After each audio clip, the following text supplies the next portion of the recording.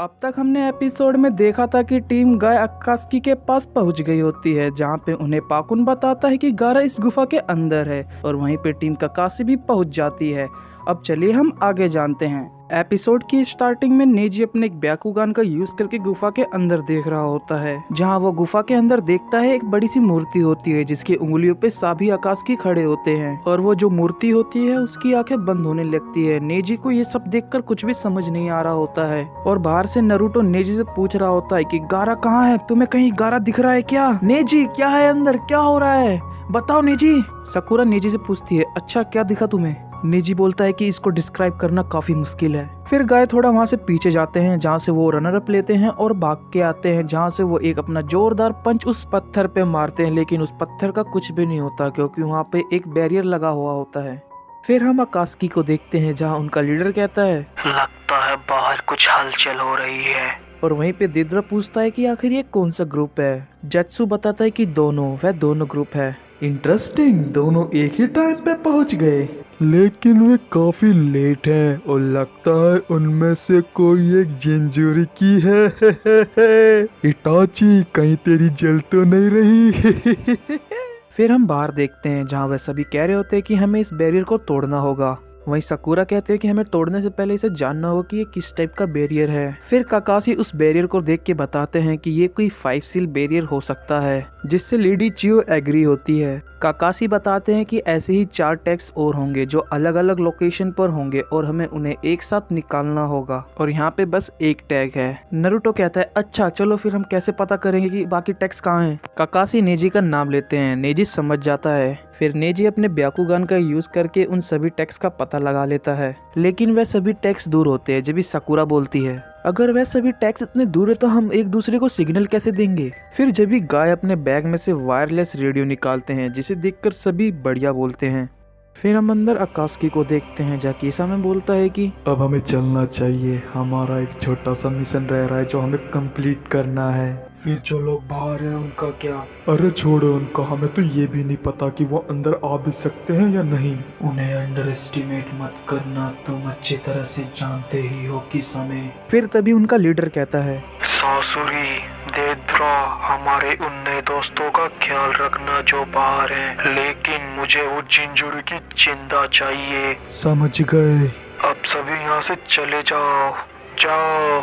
तभी सासुरी इटाची से पूछता है, इटाची, नाइनटेल जिंजुरी की कैसा दिखता है? इटाची बताओ इन्हें। वह वही होगा जो बाद में तोड़ेगा और पहले भौंकेगा। उसे भौंकने के अलावा और कुछ आता है तो बताओ। इतना बता के इटाची वहाँ से चला जाता है। फिर हम इटाची और किसामे को देखते हैं। किसामे इटाची से बोलता है, क्या तुम इससे ठीक हो? वह तुम्हारा टारगेट था वैसे भी। फिर इटाची किसामे से बोलता है, चलो चले, और वह दोनों वहाँ से चले जाते हैं। फिर हम टीम गाय को देखते हैं जहाँ सभी ने वो रेडियो पहन लिया होता है। तभी जो ब्रोकली होता है वह अपने माइक की माइक टेस्टिंग करता है, माइक टेस्टिंग 1 2 3, और जिन्होंने वो रेडियो पहना होता है उन सभी का कान सुन हो जाता है। तभी टेंटेन ली को बताते हैं कि तुम्हारा माइक्रोफोन बहुत लाउड है, जिसके लिए ली सभी को सॉरी बोलता है, लेकिन वह वॉल्यूम कम करना भूल जाता है, जिससे दोबारा एक बार सभी का कान सुन हो जाता है। जब भी गाय बताते हैं कि माइक का साउंड यहाँ से कम करो, उसके बाद ली अपने माइक को एडजस्ट करता है। फिर उसके बाद टीम गाय तैयार होती है, लेकिन जाने से पहले गाय अपना एक हाथ आगे करते हैं और कहते हैं ली समझ जाता है और अपना हाथ उनके ऊपर रख लेता है। फिर टेंटेन की तरफ देख के गाय कहते हैं फिर उसके बाद टेंटेन भी अपना हाथ उनके ऊपर रख देती है। फिर उसके बाद गाय नेजी की तरफ देखकर करते हैं लेकिन नेजी ये नहीं करना चाहता था, फिर भी गाय उसकी तरफ देख के करते हैं